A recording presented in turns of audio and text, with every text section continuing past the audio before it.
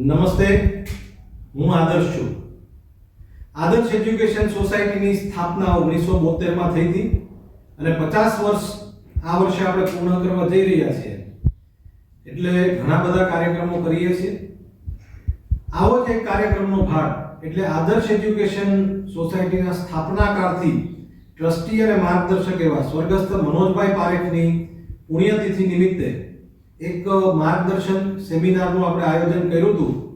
આ સેમિનાર માટે આપણા આદરણીય શ્રી નલિનભાઈ વસા એમનું આપણને સુંદર મજાનું માર્ગદર્શન મળ્યું. નલિનભાઈ વસાનો પરિચય જોઈએ ને તો તેઓ હાલ સહકાર ભારતી ગુજરાત પ્રદેશના ઉપાધ્યક્ષ છે. રાજકોટ નાગરિક સહકારી બેંકના તેઓ ચેરમેન રહી ચૂક્યા છે. રાજકોટ મહાનગર સંઘચાલકજી હતા.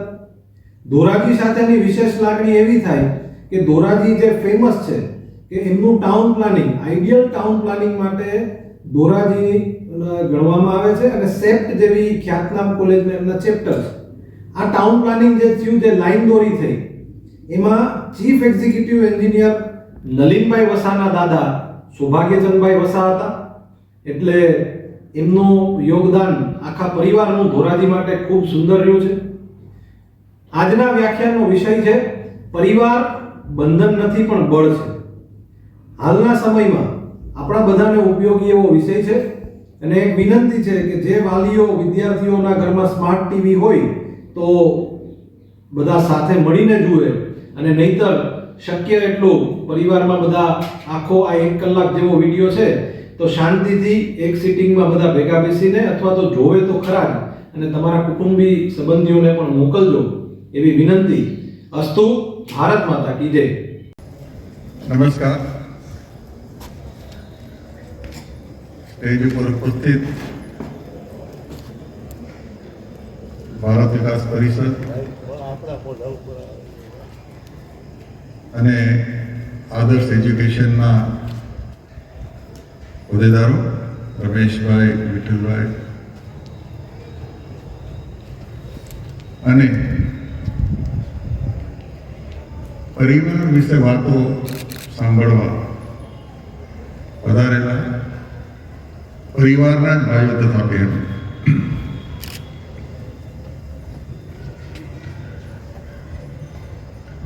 આદર્શ એજ્યુકેશન સોસાયટી તેમજ ભારત વિકાસ પરિષદ દ્વારા સ્વર્ગસ્થ મનોજભાઈ પારેખની પુણ્યતિથિ નિમિત્તે આ પરિવાર મિલનનું આયોજન થયું છે અને વિરલબેન મારો પરિચય અને વિષયનો પરિચય આપતા હતા. જેમ જેમ પરિચય આગળ જતો હોય મારા ધબકારા વધતા જતા હતા, કારણ કે એમને એટલું બધું કહી દીધું કે હવે એ કસોટીમાં પાર ઉતરવું કેમ એ મારા માટે પ્રશ્ન છે. વિષયની શરૂઆત તમારા બધા મનમાં જે કલ્પના છે એનાથી થોડી જુદી છે.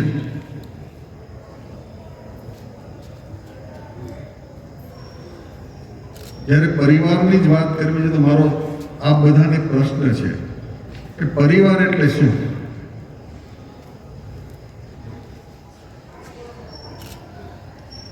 સામાન્ય રીતે આપણે પતિ પત્ની, બાળકો, માતા પિતા, ભાઈ બહેન, અહીં આપણો પરિવારની કલ્પના પૂરી થઈ જાય. થોડો વિસ્તાર કરીએ તો પછી કાકા કાકી, ફૈબા ફુવા, મામા મામી, માસા માસી, થોડું આગળ જાય. પરંતુ જેમ વિસ્તાર થાય એમ દૂરત્વ આવે એટલે એ દૂર થતું જાય આપણે. પરંતુ આ બધા સગપણ એ લોહીના સગપણ છે.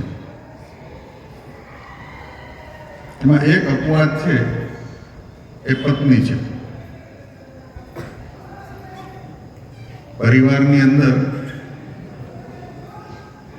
પત્ની સાથે લોહીનો સંબંધ હોતો નથી, અને એટલે જ એની એક વિશેષ વ્યવસ્થા છે. આખા જીવનની અંદર તમે જન્મથી લઈને મૃત્યુ સુધીના દરેક પ્રસંગોનો વિચાર કરી લો, એમાં સૌથી મહત્વનો પ્રસંગ એ લગ્ન છે. અને એનું આટલું બધું મહત્વ આપવાનું કારણ એ છે કે જેની સાથે લોહીના સંબંધ નથી એને પરિવારમાં જોડવાની વાત છે. પરંતુ આ વિસ્તારને આપણે આગળ વધારીએ તો પછી પેઢીઓ શરૂ થાય. અને જે વડીલો હશે એ કહી શકશે, પેલા 7 પેઢીનું બહુ મહત્વ હતું. અમારી 7 પેઢીમાં આમ, એ પેઢીઓ આગળ વધે પછી ગોત્ર થાય. આ અમારું શાહ ગોત્ર, મહેતા ગોત્ર, પારેખ ગોત્ર, આ પરિસ્થિતિ આવે. એનાથી આગળ વધીએ એટલે જ્ઞાતિઓ શરૂ થાય, પછી સંપ્રદાયો થાય. આ રીતે આગળ વધતા વધતા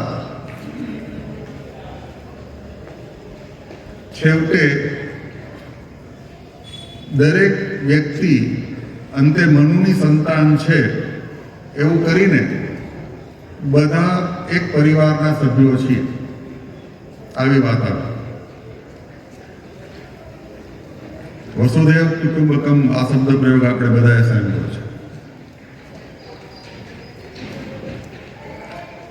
પરંતુ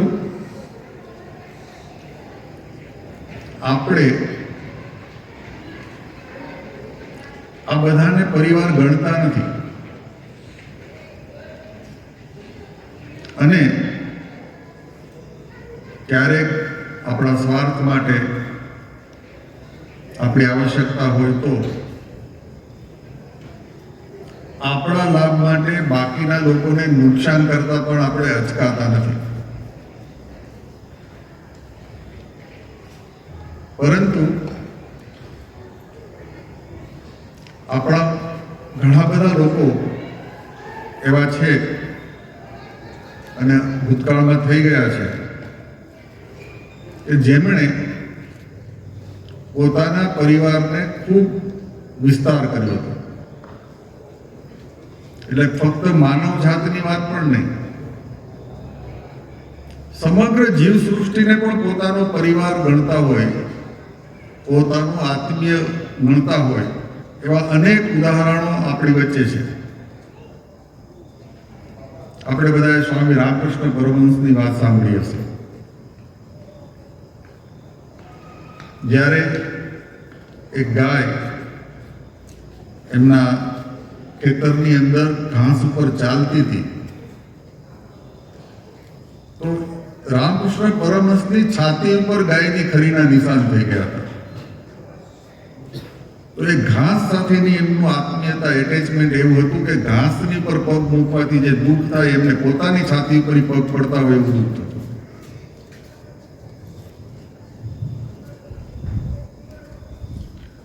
જૈન ધર્મની વાત થઈ, ભગવાન મહાવીર વિશે આપણે ઘણું બધું વાંચ્યું હશે, સાંભળ્યું હશે. એમણે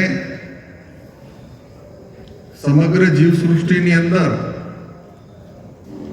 પાણીનો પણ સમાવેશ કર્યો, હવાનો પણ સમાવેશ કર્યો, અગ્નિનો પણ સમાવેશ કર્યો, પૃથ્વીનો પણ સમાવેશ કર્યો. અને એમાંથી પણ કોઈને દુઃખ ન થાય, પોતાની જીવન જીવવા માટે જે મિનિમમ જરૂરિયાત હોય એને પણ એવી રીતે આયોજન કર્યું કે ઓછામાં ઓછું દુઃખ બને ત્યાં સુધી થાય જ નહીં. એવી પોતે તો જીવન જીવાય એવી રીતે, પણ એવી જીવન વ્યવસ્થા જીવી શકાય એવી શાસ્ત્રો વ્યવસ્થા આપણને આજે 2600 વર્ષ પછી પણ એ વારસામાં આપીને ગયા. એટલે આ બધાએ પોતાના પરિવારનો વ્યાપ અવળો મોટો કર્યો. ગૌતમ બુદ્ધ અંગુલીમાલની એમની જે વાત આપણે સાંભળી હોય, અંગુલીમાલ એણે 1000 લોકોની કતલ કરવાનો સોગંદ ખાધા અને એમને મારીને એની આંગળી કાપીને ગળામાં પહેરતો હતો, એટલે અંગુલીમાલ તરીકે ઓળખાતો હતો. એ જે વિસ્તારમાં રહેતો હતો ત્યાં હવે લોકોએ જવાનું બંધ કરી દીધું, કારણ કે જો એની નજરે ચડી જાય તો એ તો મારી નાખે. અને હવે તો લોકોની એવી પણ માહિતી હતી કે હવે એને 999 થઈ ગયા છે, એક જ ઘટે છે. તો એની માતાએ પણ જવાનું બંધ કરી દીધું. આ તો ગાંડો છે, એક આટલું દિન કંઈક મને મારી નાખશે. તો ગૌતમ બુદ્ધ રસ્તે જતા હતા તો લોકોને ખબર પડી, એટલે લોકોએ રોક્યા અને વાત કરી કે ભાઈ તમે જાઓમાં આવી પરિસ્થિતિ છે અને 999 થઈ ગયા છે, એક ઘટે છે. ત્યારે ગૌતમ બુદ્ધનો જે જવાબ હતો એ કે આ ખબર ન હોત તો કદાચ ન જાવ, પણ હવે ખબર પડી એટલે તો જવું પડશે, નહીંતર એની પ્રતિજ્ઞાનું શું થાય. તો જ્યાં નિશ્ચિત મૃત્યુની શક્યતા છે ત્યાં પણ એમની સાથેની આત્મીયતા, એમનામાં પણ એમની પ્રતિજ્ઞાની ચિંતા થાય. આ લોકોએ પોતાના પરિવારનો વ્યાપ કેવો મોટો કર્યો હશે. અને વાતમાં આગળ છે કે ભાઈ જાય છે, અંગુલીમાલ પણ જુએ છે કે એક તો 4 વર્ષે કોઈક માણસ આવ્યો હતો એની નજીક.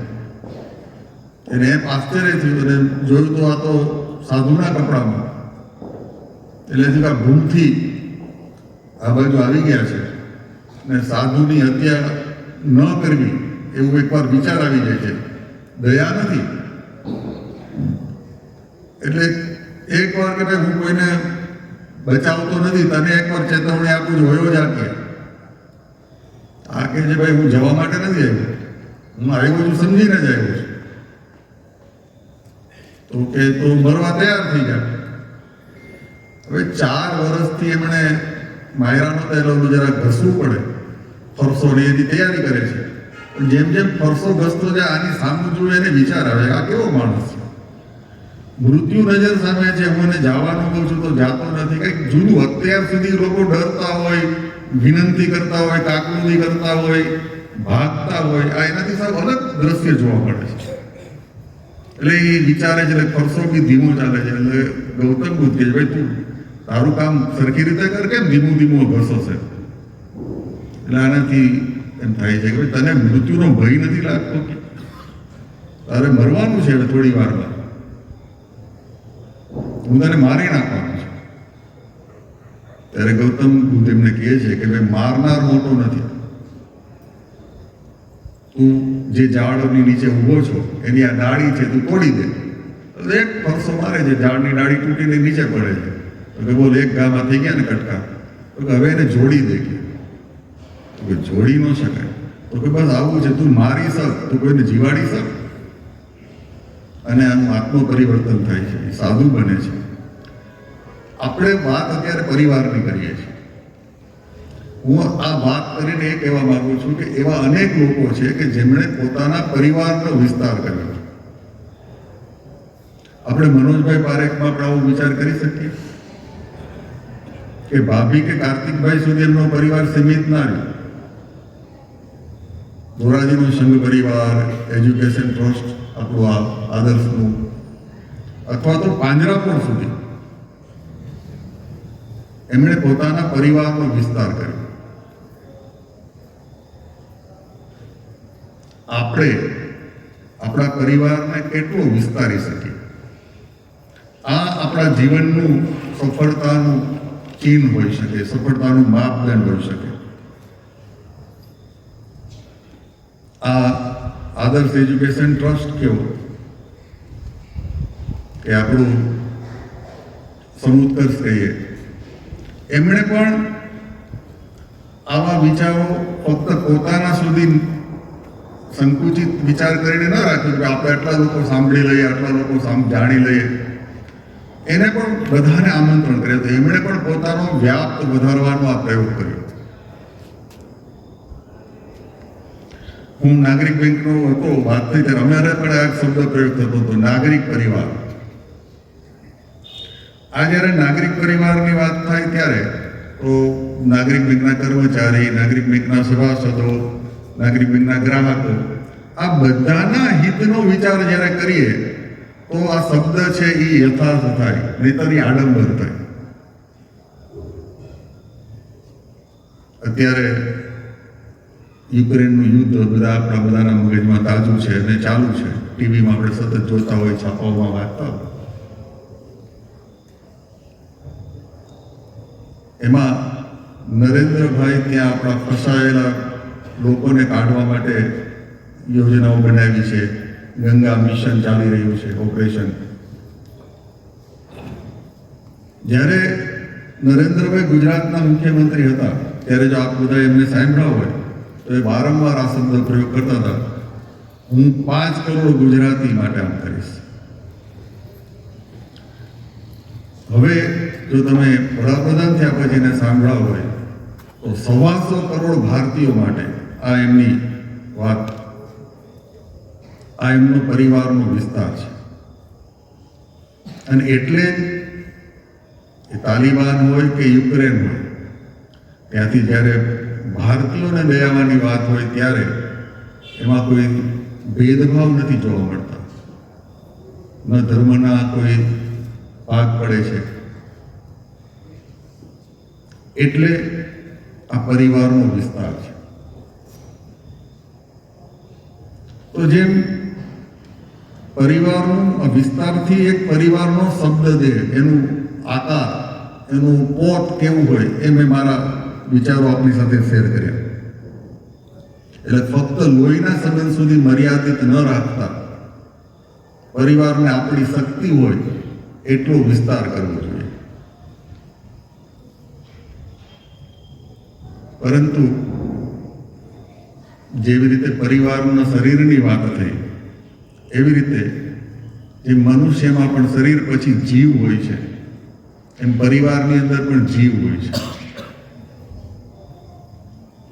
પરિવારનો જીવ એટલે શું? પરિવારનો જીવ એટલે જરૂરિયાત. તો એમના તો સ્વાર્થની વાત થઈ, એવું નથી. તમે પોઝિટિવ નજરથી પણ જરૂરિયાતને જોઈ શકો. આપણે ત્યાં મોટે ભાગે એવું માનવામાં આવે કે પરિવારની અંદર જે કમાતો પુરુષ હોય એ પરિવારનો સર્વે સર્વા હોય, એનું ધાયરું થાય પરિવારની અંદર. પરંતુ એ કમાનાર વ્યક્તિ ધંધો કરતો હોય, ઉદ્યોગ ચલાવતો હોય, નોકરી કરતો હોય, એ આખા દિવસના આર્થિક કાર્યક્રમો આટોપીને જ્યારે ઘરે આવે અને ત્યારે ઘરે ઘોડિયાની અંદર સૂતેલું એક 6 મહિનાનું બાળક, એ એમને જોઈને એ હાથ પગ હલાવે અને હસીએ, એના એ જે દ્રશ્ય હોય, બાળક જે ખિલખિલાટ કરે, એ આખા દિવસનો થાક ઉતરી જાય. આ આપણે બધાએ અનુભવ કર્યો હશે. તો હવે એ 2 મહિના કે 6 મહિનાના બાળકનું પરિવારની અંદર કોઈ રોલ કરો.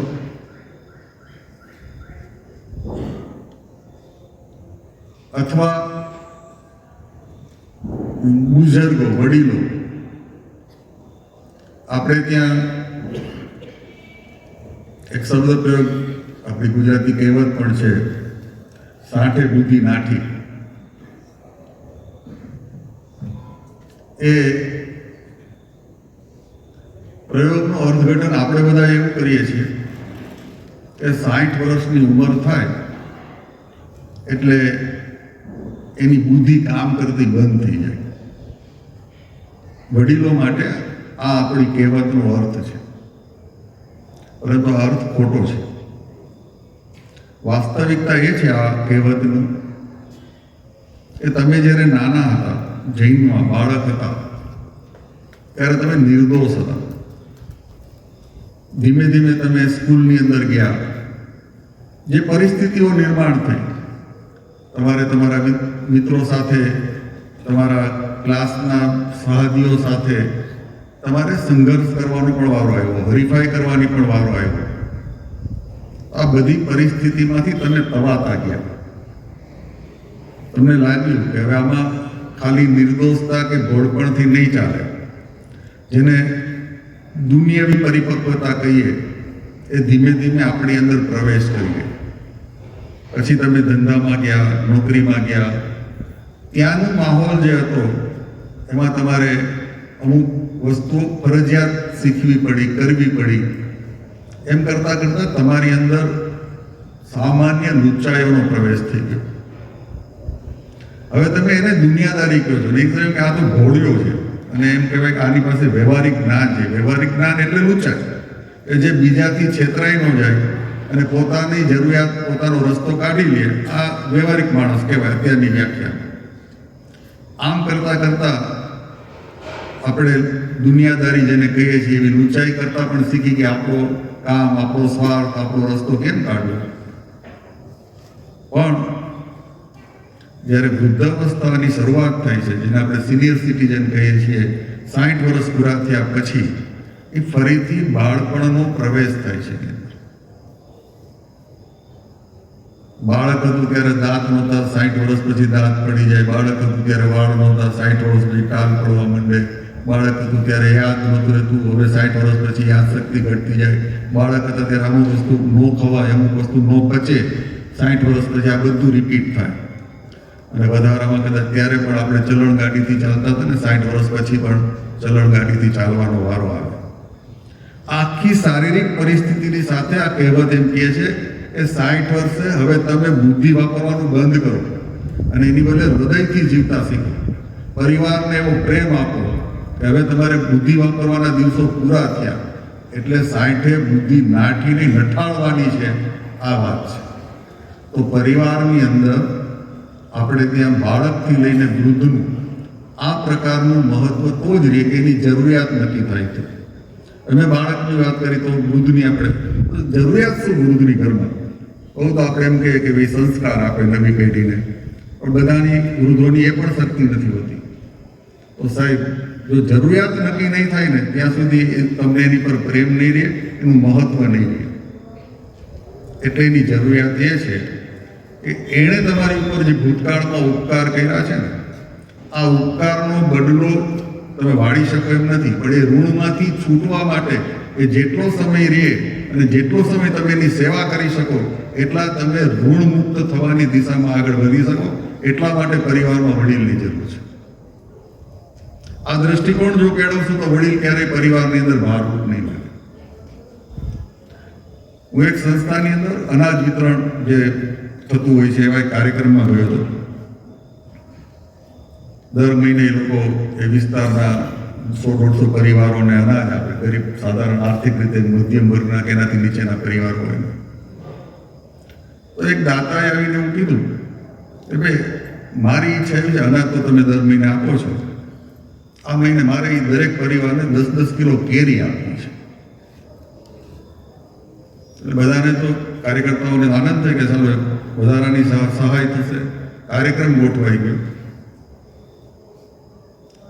સામાન્ય આપણે આ બધું જોયું છે કે આવા કાર્યક્રમો એટલે દાતા આપતા હોય ને લેનારના ફોટા પડતા હોય ને એના દાતાના વખાણ થતા હોય ને આવું બધું તો કોમન છે. આ બધું તો ત્યારે આ દાતાએ વાત કરી. એમણે કીધું ભાઈ, જો તમે બને તો ફોટા ન પાડો, પણ જો ફોટા પાડવા હોય તો એમાં લેનાર પરિવારનું મોઢું તો ન જ આવવું જોઈએ, લેનાર વ્યક્તિ. કારણ આજની પરિસ્થિતિને કારણે એને કદાચ લેવા આવવું પડ્યું છે, પરંતુ તમે આજે ફોટો પાડશો એ યાદગીરી રહેશે. તો ભવિષ્યમાં પણ એના માટે ક્યારેક તમારી આવી પરિસ્થિતિ હતી એને નીચા જોવા જેવું થશે. બીજો શબ્દ પ્રયોગ એણે એમ કર્યો કે તમે મારા વખાણ ન કરો, હું તો ફક્ત મારી પાસે છે એમાંથી થોડુંક આર્થિક દાન આપું છું. ખરેખર તો આજે કેરી માટે આવ્યા છે ને, અનાજ લેવા માટે જે લોકો આવે છે ને, એ ખરેખર દાતા છે. એ પુણ્યનું દાન કરે છે તમને. એ લઈ જાય છે તમારી વસ્તુ તો તમને પુણ્ય મળે છે. તો આ પુણ્યના દાતાઓ છે. હવે આ પ્રકારની નજર, આ પ્રકારનો દ્રષ્ટિકોણ જો આપણે કેળવીએ તો એટલે એની જરૂરિયાતને આપણે જોડીએ તો પરિવારની અંદર ક્યારેય આપણને અભાવ ન થાય, પ્રેમ ઘટે નહીં. અને જે મુખ્યત્વે અત્યારના સમયમાં જે પ્રશ્નો છે એ પ્રશ્નો આ બાજુથી આપણે બંધ કરી શકીએ. શરીર, પછી આપણે પ્રાણ, હવે મન. શરીરની અંદર જેમ મન છે એમ પરિવારની અંદર પણ મન છે. અને એ મન છે એ સંસ્કાર છે. મોટા ભાગના પરિવારની અંદર પ્રશ્નો શેમાંથી થાય? હું કહું એમ થવું જોઈએ, મારું ધાર્યું થવું જોઈએ, મને બીજા કરતા વધારે કંઈક મળવું જોઈએ. આ બધાની અપેક્ષાઓ આવી શરૂ થાય એટલે એમાંથી ઘૂસાતુસી, વાદ વિવાદ શરૂ થાય. પછી એમાં ડિસ્ટન્સ શરૂ થાય કે આ તો દેરાણીનો દીકરો છે એટલે એને આમ એની સામે જોવાનો દ્રષ્ટિકોણ બદલાય, નજર બદલાય. અને એટલે ઘણીવાર આપણે એવું કહેતા હોઈએ છીએ કે ભાઈ બિલાડી દૂધ પી જાય તો વાંધો નહીં, પણ જો જેઠાણીના દીકરાએ વધારે દૂધ પીધું હોય તો ઘરમાં માથાકૂટ થાય. તો આ જે સંસ્કાર ખૂટે છે, એટલે સંસ્કારને મન સાથે એટલે સરખાવ્યું છે એ સૌથી ચંચળ એવું આપણું મન છે. જે વાસ્તવિકતા ન હોય એની પણ કલ્પના કરી લે અને કલ્પનાને સાચી માનીને એ પ્રકારે વ્યવહાર પણ કરે. તો આ જે આપણો સંસ્કાર છે,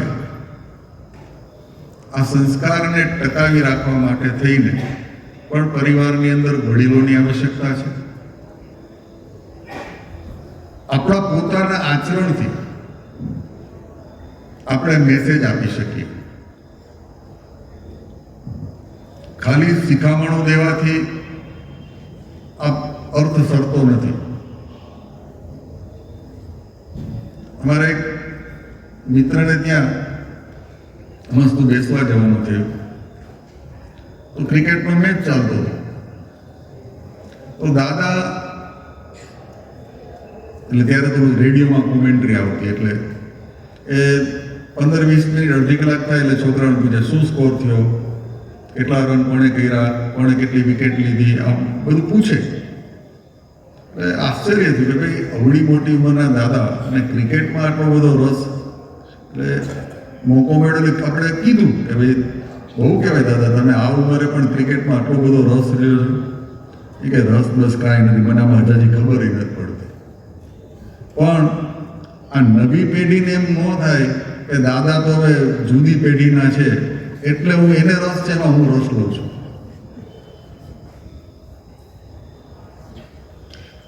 આ વડીલો માટે છે કે ભાઈ વડીલોએ પણ નવી પેઢીને એને આજે જેમાં રસ છે એમાં રસ લેતા થવું પડશે. હવે અમારું કામ નહીં, અમારી ઉંમર થઈ ગઈ, હવે મારે બધું કરીને શું કરવું છે, આવું નહીં ચાલે. જો આપણે પરિવારની ચિંતા કરવી છે તો પરિવારના દરેક સભ્યને આપણામાં રસ લઈએ.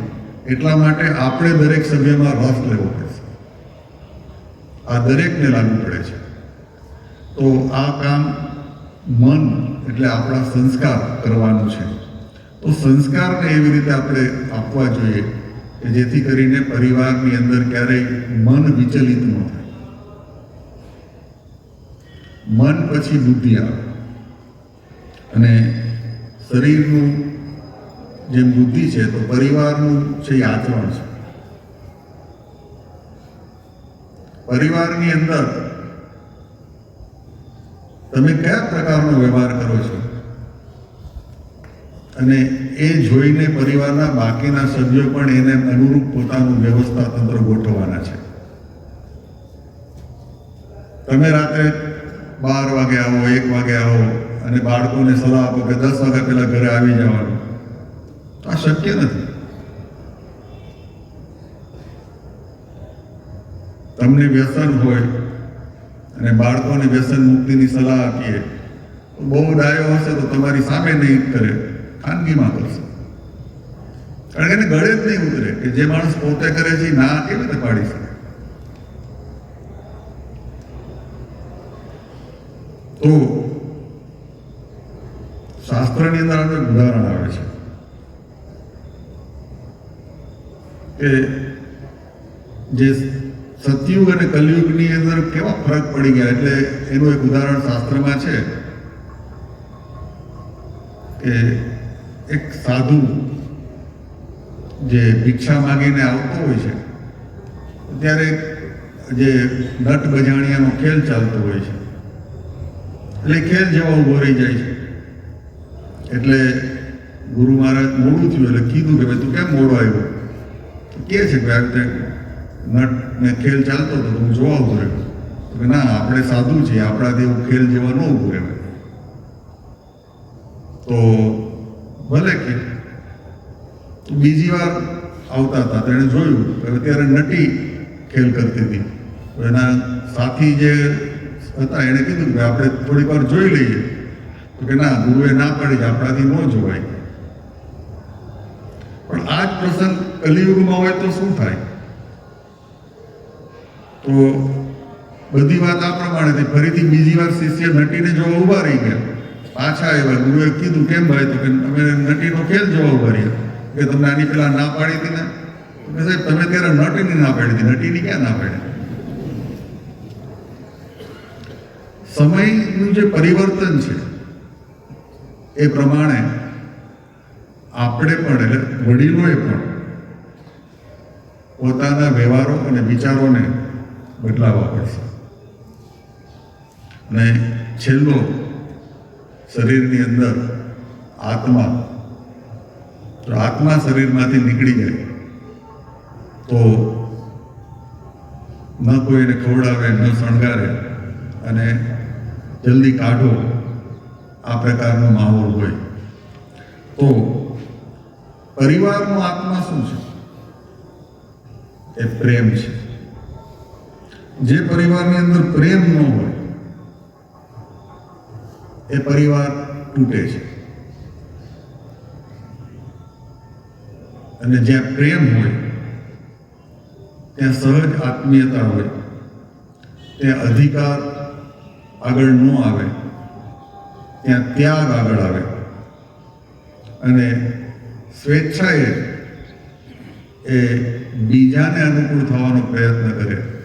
અને આ પ્રેમને કારણે પરિવાર મજબૂત થાય, પરિવાર ટકી જાય. મને એક પ્રસંગ યાદ આવે છે કે જ્યારે આપણે ત્યાં ભાજપનો એક પ્રસંગ થયો હતો અને પછી એના સમાધાનમાં એવું નક્કી થઈ ગયું કે નરેન્દ્રભાઈ મોદીને ગુજરાતની બહાર મોકલાવી દેવાનું. અને જ્યારે એમને ગુજરાત છોડીને જવાનું હતું ત્યારે એમની છેલ્લી પત્રકાર પરિષદ હતી. એ પત્રકાર પરિષદની અંદર એમણે પત્રકારોએ પૂછ્યું કે ભાઈ તમારું શું આમાં કહેવાનું થાય છે? ત્યારે એમણે એક ઓલો દાખલો આપ્યો હતો કે એક બાળક માટે બે સ્ત્રી ઝઘડે છે, આ મારું બાળક છે.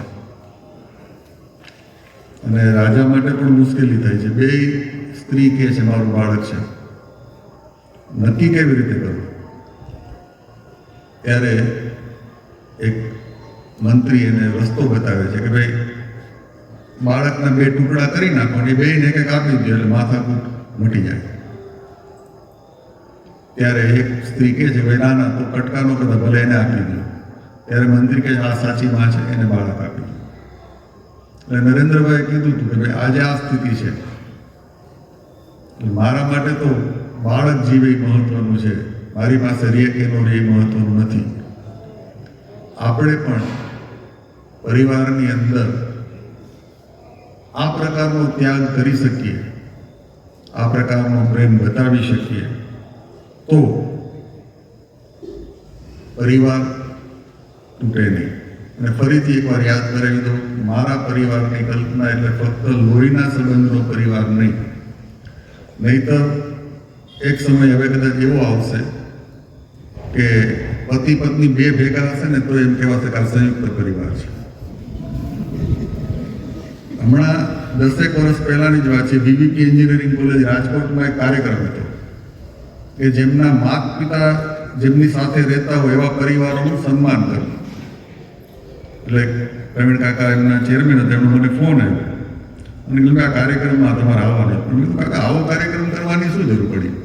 કીધું આ તો ફરજનો ભાગ છે, માતા પિતાને પરિવાર સાથે રાખવા, એનું કંઈ સન્માન કરવાની કામ છે. કીધું મને કે પણ કોઈ ન કરતું હોય તો આવું કરવું જોઈએ કહેવા માટે આ કાર્યક્રમ રાખવો પડે છે. એટલે આવી પરિસ્થિતિમાંથી આપણે પસાર ન થવું પડે એટલા માટે થઈને આપણે વિચારવાની દ્રષ્ટિકોણ બદલાવવો પડશે. એટલે ફક્ત પતિ પત્ની એ સ્વાર્થની વૃત્તિ છે, ફક્ત આપણા બાળકો એ પણ સ્વાર્થની વૃત્તિ છે, માતા પિતા એ ફરજનો ભાગ છે. અને ખરેખર એ મેં પહેલાં કીધું એ આપણને જો સેવાનો મોકો મળે તો આપણું કાંઈક પુણ્યોદય ગણવું એને આ દ્રષ્ટિકોણ કેળવવાની વાત છે. અને પછી આપણી જેટલી તાકાત હોય એટલું આપણા મનને મોટું કરીને અને અંતિમ લક્ષ્ય સમગ્ર જીવસૃષ્ટિ સાથેનું આપણું જોડાણ થાય. જ્યાં આત્મા છે એ બધા આપણા છે, આપણું પરિવાર છે. આ દ્રષ્ટિકોણને ધ્યાનમાં રાખીને પરિવારની ચિંતા કરવી. હવે આ મેં એક અલગ દ્રષ્ટિકોણ આપવાનો પ્રયત્ન કર્યો છે પરિવારનો, પણ મૂળ વાત જે બેને પણ આપણને કરી હતી કે આપણા પરિવારની અંદર અત્યારે જે પ્રશ્નો છે, ખાસ કરીને આપણે જોઈએ છીએ કે પરિવાર નાના થતા જાય છે. સંયુક્ત પરિવારો ભાગ્યે જ જોવા મળે છે અને જોવા મળે તો એક આશ્ચર્ય થાય છે કે આ કેમ ટકે છે, એવો પ્રશ્ન થાય છે. એવા સમયની અંદર ધીમે ધીમે આપણે ડાયવોર્સના કેસીસ જોઈ રહ્યા છીએ. વિદેશ માટે એમ કહેવાતું હતું કે ભાઈ ત્યાં એક જીવનની અંદર 3-4 લગ્ન સામાન્ય છે, પરંતુ આપણે ત્યાં પણ હવે ખૂબ તૂટે છે સંબંધો. આ બધા પાછળનું જો કોઈ મુખ્ય કારણ હોય તો એક સ્વીકાર ભાવ નથી. જે પરિસ્થિતિ છે એને સ્વીકારી લેવી. જેવું હશે તેવું હાલશે, ચાલશે, ફાવશે, ગમશે, આવું થવાની બદલે એના કરતાં ઊંધું હું આવું શું કામ ચલાવું, મારે શું જરૂર છે. એટલે સ્વીકાર ભાવ ન હોવાને કારણે મોટાભાગના પરિવારોમાં પ્રોબ્લેમ થાય છે. અને બીજું છે ક્ષમાનો ભાવ નથી. ક્ષમા એટલે ફક્ત માફી આપવી નહીં, માફી માગવી પણ. જ્યારે લાગે કે આમાં મારી પણ ભૂલ છે તો માફી માગતા સંકોચનો અનુભવ. આ બે ભાવ, માફી આપવાનો ભાવ અને માફી લેવાનો ભાવ, આ ન હોવાને કારણે મોટાભાગના પરિવારો તૂટે છે. મુખ્ય કારણ છે અભિમાન છે, ઈગો છે. હવે બહેનો પણ ભણે ગણે છે અને આર્થિક ઉપાર્જન પણ કરતા થઈ ગયા છે. એટલે સ્વાભાવિક એમ થાય મારે શું કામ સહન કરવું. અને સહનની ડેફિનેશન પણ આમ જુદા જુદા પ્રકારની છે. એનું વર્ણન કરવું પણ ક્યારેક હાસ્યાસ્પદ લાગે. હમણાં બેને કીધું કે બેની જ રસોઈ આવડે છે, ત્રીજાની કરવી પડે તો અસહ્ય છે. રવિવારે બહાર જમવા ન જવાય તો ન ચાલે, રવિવારે થોડી રસોઈ કરવાની હોય. બે મહેમાન ઘરે વધારે આવી જાય તો ન ચાલે. પ્રશ્નો ક્યારેક રીઝન સાંભળીએ ને કે શું વાંધો શું પડ્યો, આને પ્રશ્ન કહેવાય એવું પણ આપણા મનમાં થાય. અભિમાન માટે એક સરસ પ્રસંગ, આપણે ત્યાં સિકંદર જ્યારે ભારતને જીતવા માટે આવ્યો, ઔરસ સાથે ખૂબ લાંબી લડાઈ એની થઈ, અને જ્યારે એ પાછો જતો હતો ત્યારે એને એના ગુરુએ એવું કીધું હતું કે તું હિન્દુસ્તાન જાસ, ભારતથી પાછો આવ ને ત્યારે ત્યાંના એક સંતની જ્ઞાનની વાણી મારા માટે લેતો હતો. એટલે આ એક સંત પાસે જાય છે, પોતાની ઓળખાણ આપે છે કે ભાઈ હું 16 વર્ષનો હતો ત્યારે મેં ફલાણું રાજ્ય જીતી લીધું હતું, 18મેં વર્ષે ઓલો દેશ જીતી લીધો હતો. એમ કરતાં કરતાં કરતાં આજે હું અડધા વિશ્વનું મારું સામ્રાજ્ય છે અને હું હવે પાછો મારા દેશ, મારા ઘરે જાઉં છું. તમારે મને કંઈક સંદેશો આપો. મારા ગુરુએ કીધું છે મારે તમારો સંદેશો લઈને જવાનો છે. તો એ સંત એમને કહે છે કે તું કોઈ મરુભૂમિમાં ફસાણો હોય, એ સમયે તને પાણીની જરૂર હોય અને તું જો કે ભાઈ સામેથી પાણીનો એક લોટો લઈને આવે છે, તો તું એ પાણીની કિંમત કેટલી આવે? એટલે આ કહે છે કે ભાઈ મરવા પડેલો માણસ હોય તો હું તો અડધું સામ્રાજ્ય આપી દઉં, બીજું શું. પાણી હવે મરવાનું હોય તો એના માટે તો પાણી પી લેવું સારું નહીં કે. ઓલો કહે છે કે પણ તોય ન આપે તો હવે બીજો કઈ વિકલ્પ જ ન હોય તો આખું સામ્રાજ્ય આપી દઉં. તો પાણી તો જોઈએ ને મરવા પડ્યા હોય ત્યારે. ત્યારે ઓલા સંત એને કીધું કે તારી આખી જિંદગીના જે મહેનત કરીને તે અડધું વિશ્વ જીતું, એની અંતે કિંમત 1 લોટો પાણી છે. તો શેનું અભિમાન કરવાનું? આપણી પાસે સિકંદર જેટલી સંપત્તિ તો કોઈ પાસે નથી, પરંતુ આ અભિમાન આપણને બધાને મળે છે. અને શાંતિથી વિચારજો. અને મોટે ભાગે આપણે બીજાના વિચારો વધારે કરીએ છીએ કે એનું કુટુંબ કેવી રીતે તૂટ્યું, પણ ક્યારેક આપણી અંદર પણ જાગજો. કદાચ કુટુંબ તૂટ્યું ન હોય તો પણ ખરેખર કુટુંબના દરેક પરિવારના સભ્યો વચ્ચે પ્રેમ જળવાઈ રહ્યો છે, એ આત્મીયતા છે, એકબીજાના સુખ દુઃખે સુખી દુઃખી થવાની આપણી રીતભાત છે, વ્યવહાર છે. એટલે નવી પેઢીને આપણે ખરેખર સંપત્તિ ઓછી આપશું તો ચાલશે, પરંતુ સંસ્કારરૂપી વારસો આપવાની જરૂર છે. અને જો વારસો સંસ્કારનો નહીં હોય અને સંપત્તિ આપી પણ જાશો તમે, તો એ લાંબો સમય ટકવાની નથી, એ ગેરમાર્ગે વપરાવાની છે અને એની સાથે એને નુકસાન પણ થવાનું છે, કારણ કે એ સંપત્તિથી એ પોતાની જાતને પણ નુકસાન કરવાનું છે. પરંતુ આપણે બધા એટલા બધા આર્થિક ઉપાર્જનની દુનિયામાં રચ્યા પચ્યા થઈ ગયા છીએ કે આપણને કોઈને પરિવાર માટે સમય જ નથી. અહીં આપણે આવ્યા છીએ પરિવારની વાતો સાંભળવા માટે, પણ ક્યારેક શાંતિથી વિચારજો કે ખરેખર પરિવારને કેટલો સમય આપીએ છીએ આપણે. હું તમને એક ઉદાહરણ આપું. આપણે બધાએ વોરેન બફેટનું નામ સાંભળ્યું છે. દુનિયાનો સૌથી શ્રીમંત માણસ હતો એ. એની 63 કંપનીઓ છે પોતાની, અને એમાંથી 15 ફોર્ચ્યુન 500 માં આવે. એટલે દુનિયાની પહેલા 500 જે કંપનીઓ હતા એમાંથી 15 કંપની વોરેન બફેટની છે. ટોટલ 63 કંપની છે. આવો દુનિયાનો સૌથી શ્રીમંત માણસ, એના લગ્ન જીવનને 50 વર્ષ પૂરા થયા. એટલે આ બધી કંપનીઓના સીઈઓ એ ભેગા થઈને એમના સન્માનનો એક કાર્યક્રમ રાખ્યો. લંડનની અંદર આ કાર્યક્રમ હતો. લંડનના દરેક સ્ટેટના, એટલે યુકેના દરેક સ્ટેટના વડાઓ આ કાર્યક્રમની અંદર ઉપસ્થિત હતા. દુનિયાની ટોપ કંપનીઓના ચેરમેન, સીઈઓ, એમડીઝ એ બધા એમાં ઉપસ્થિત હતા. અને સ્ટેજ ઉપર વોરેન બફેટ અને એની પત્ની બે બેઠા હતા.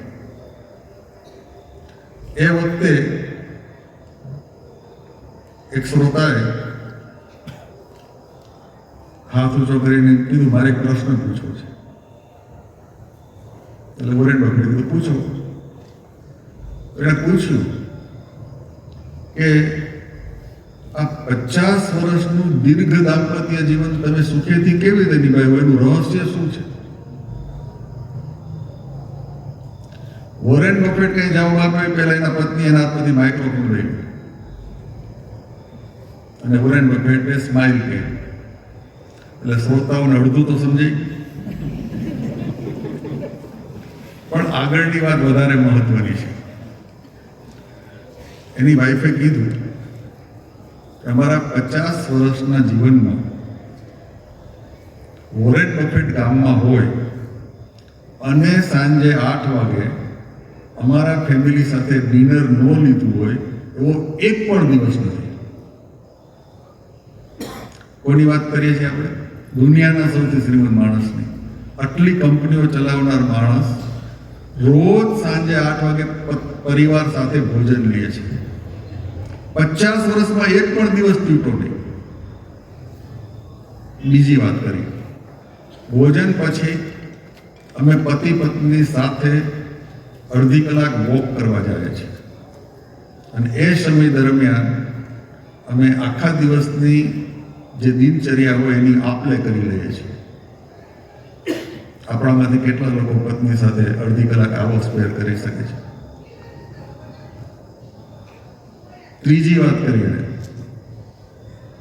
અમે અમારા બાળકોને રોજ સવારે 1 કલાક ભણાવીએ છીએ.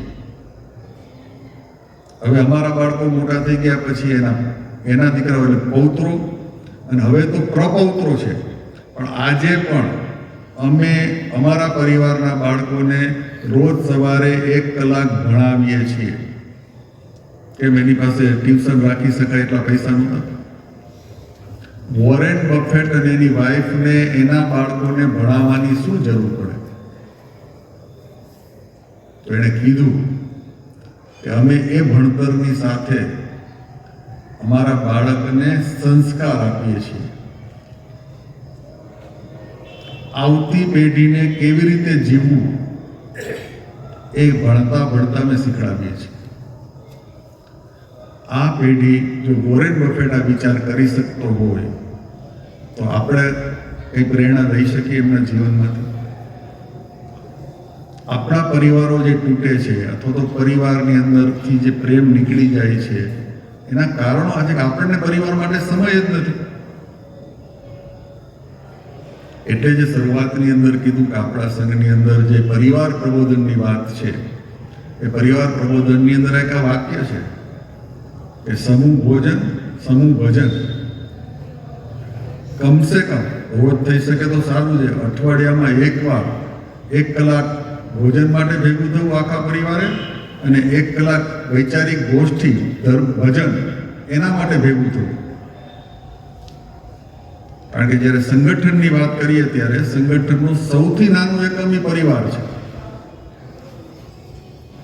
એટલે સંઘની અંદર આ પરિવાર પ્રબોધનની વાત છે. આપણે ત્યાં હસતા હસતા પણ પરિવારની અંદર સૌથી નેગેટિવ પાત્રોની વાત થાય તો સાસુ વહુનો ઉદાહરણ અપાય કે ભાઈ સૌથી નો ભળતો એવા 2 પાત્રો એટલે સાસુ. આવું આપણે તે સામાન્ય વાતચીતમાં અથવા કલ્પનામાં આપણે આવું કહીએ.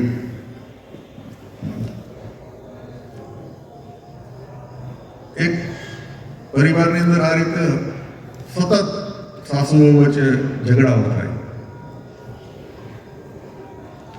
એટલે ગામમાં એક સંત આવ્યા એટલે પાડોશીએ વહુને કીધું કે ભાઈ તું આ સંત પાસે જા, એ ચમત્કારિક સંત છે અને એ કંઈક તને મંત્ર કેવું આપશે તો આ તારે રોજની માથાકૂટમાંથી તું છૂટ, કંટાળા, રોજ ઝઘડા કરસ તું. આ પણ કંટાળીથી જાય છે, સંતને વાત કરે છે. સંત એને એક તાવીજ આપે છે અને એમ કહે છે કે જ્યારે ઝઘડો શરૂ થાય એટલે તમારા તાવીજ મોઢામાં રાખી દે. ઝઘડો પતી જાય પછી તમારે જે કરવું એ કરવાની છૂટ. આને તેમાં શું વાંધો? એટલે શરૂઆત થઈ. મોઢામાં તાવીજ પડ્યો એટલે હામું બોલી ન શકે. સાસુ બોલવાનું શરૂ કરે, સામેથી કઈ રિએક્શન ન આવે એટલે એને મજા ન આવે, એટલે થોડીક વાર થાય એટલે પછી શાંત થઈ જાય રેડિયો. આમ કરતા કરતા સમય પસાર થતો કે સાસુ વિચાર કરે છે કે આ હવે કેમ સામે બોલતી નથી, જવાબ દેતી નથી. પહેલા તો સામે સામું થતું હતું, એટલે સાસુને પણ એમ લાગે છે હવે ખરેખર એ જો સુધરી જાય તો મારે સુધરવું જોઈએ, એટલે ધીમે ધીમે એ ઓછું કરી નાખે છે અને બે વચ્ચે ફરીથી એક બોન્ડિંગ થઈ જાય છે, પ્રેમનું બંધન થઈ જાય છે. એટલે બે રાજી છે. ત્યાં સંતનું ચોમાસું પૂરું થયું એટલે એને તો વિહાર કરવાનો હતો, બીજા ગામ જવાનું હતું. આને ખબર પડે એટલે સંતને જાય છે, પ્રણામ કરે છે, વંદન કરે છે અને કહે છે કે હવે તમે પાછા ક્યારે અમારા ગામમાં આવો, તો એક કામ કરો, ઓલા જે તાવી જાય તો બીજા બે ચાર આપી દો કે આ કંઈક ખોવાઈ જાય તો કંઈ વાંધો ન આવે. ત્યારે સંતે કીધું ભાઈ તાવીજમાં કોઈ મંત્ર નથી, ફક્ત તું મોઢામાં રાખતી હતી એટલે તું મૌન રહી, એને કારણે તમારા ઝઘડા બંધ થઈ ગયા છે. તો કટોકટીની પળ આવે ત્યારે આપણે મૌન રહી શકીએ ખરી?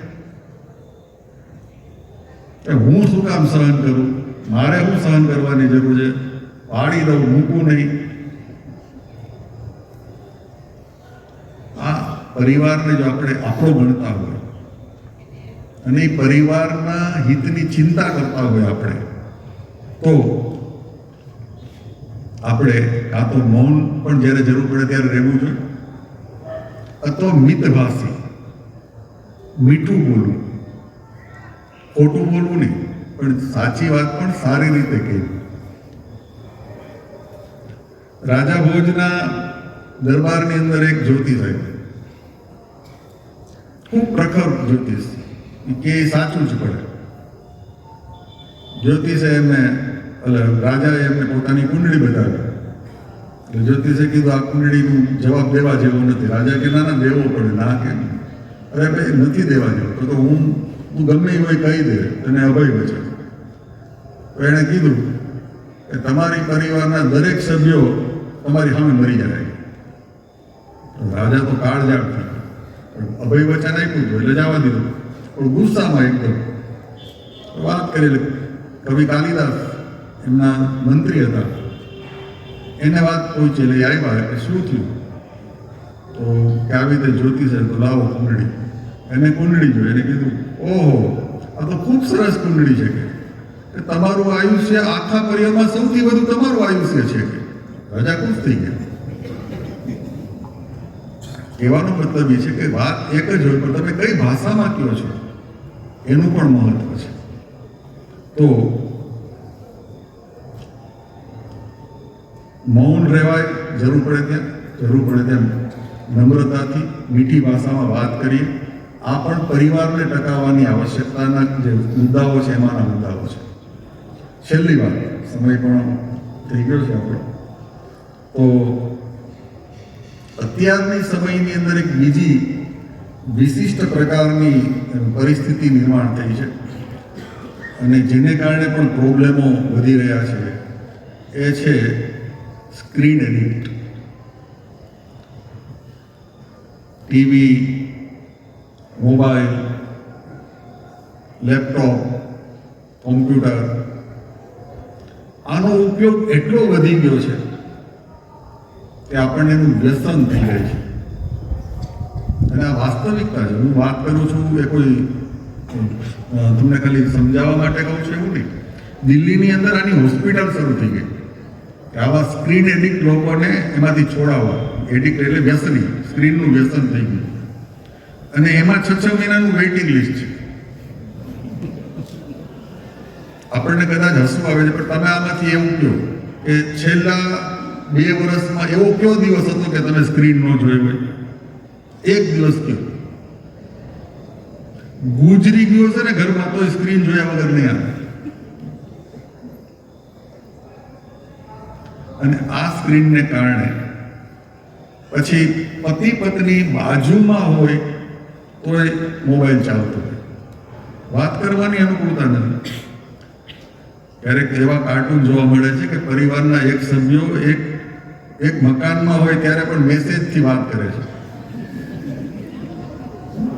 હા, વાસ્તવિકતા છે. પરંતુ એ સમયે હું તમને એક ઉદાહરણ આપવા માંગુ છું. આદિત્ય ગ્રુપના ચેરમેન કુમાર મંગલમ બિરલા, એમના પત્ની હમણાં એક ઇન્ટરવ્યુની અંદર આ વાત કરી કે અમારા પરિવારની અંદર 8 વાગે એટલે પરિવારના દરેક સભ્યોએ ડિનર માટે આવી જવાનું અને મોબાઈલ અમારી મધરને, એટલે કુમાર મંગલમના બા જીવે છે એને આપી દેવાનું. કુમાર મંગલમે પણ આપી દેવાનું. બધાના મોબાઈલ એની માતુશ્રી પાસે રહીએ. અડધી પોણી કલાક ડિનરનો ટાઈમ અને પછી અડધી પોણી કલાક આખા દિવસની દિનચર્યાની ચર્ચા ડાઇનિંગ ટેબલ ઉપર બેસીને પરિવારના દરેક સભ્યો કરે. હું કોની વાત કરું છું? કુમાર મંગલમ બિરલા, જેની નેટ વર્થ 4 લાખ કરોડ રૂપિયા છે. મીઠાથી લઈને સેટેલાઇટ સુધીના ધંધામાં એ છે. એને પણ મોબાઈલ એની બાને આપી દે છે. ભોજન કરે છે પરિવારની સાથે.